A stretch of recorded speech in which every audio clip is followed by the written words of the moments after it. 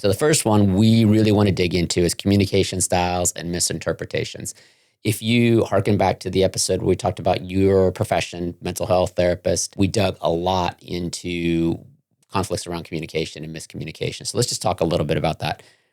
But let's put this on the lens of when we were going through this 30 years ago. So what did communication in our early days look like?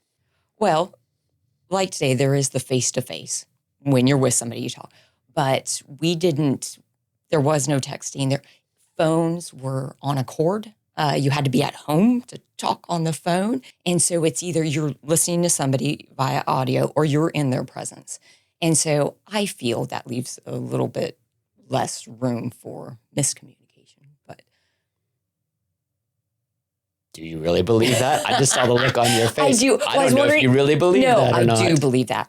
It doesn't take away all of it. But the stories I have heard about people texting and the way it's read into, I don't know. We didn't have those kind of. Yeah. So let's harken back a little bit. So face-to-face communication brings difference than on your phone communication. So some of the things you get when you are in a room with somebody is, I can catch the look on your face that you just had when you said that and question you. Did you actually believe what you just said? Because the look on your face gave me a signal that said, you might not have been confident in what you just said. So picking up on tonal cues, picking up on facial expressions, picking up on body language when you meet in person is something. Now, were we good at it early on? No, we weren't good at picking up each other's tones and everything. So over time in a face-to-face relationship, you learn those things.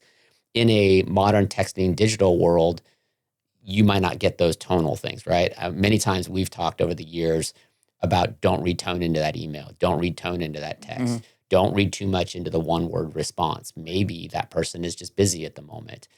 Don't read too much into the fact that they didn't immediately respond. The immediacy, which leads to another point about communication. When we were really in our early young love phase, it wasn't as quick as it is now.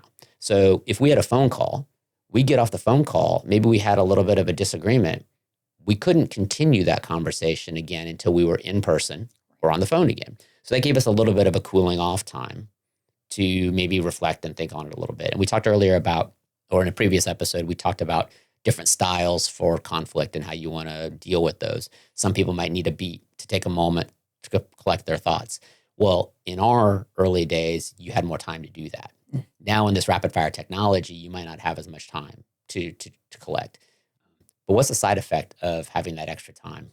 What did it do to our feelings and stuff? You know where I'm going with this, right? Yeah, not exactly.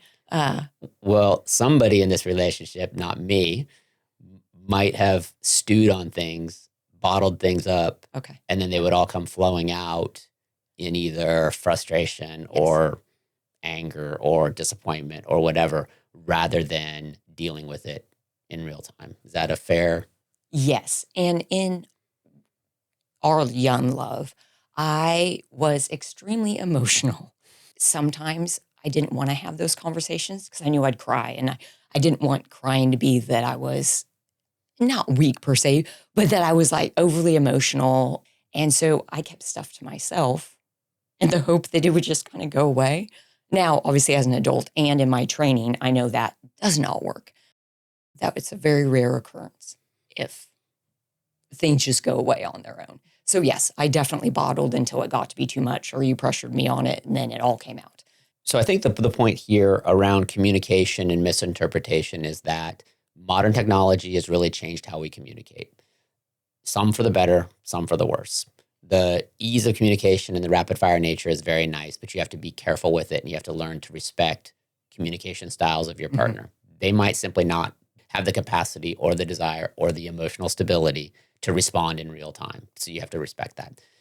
The second thing I would say is that some of the old school mechanisms of important conversations should be face-to-face.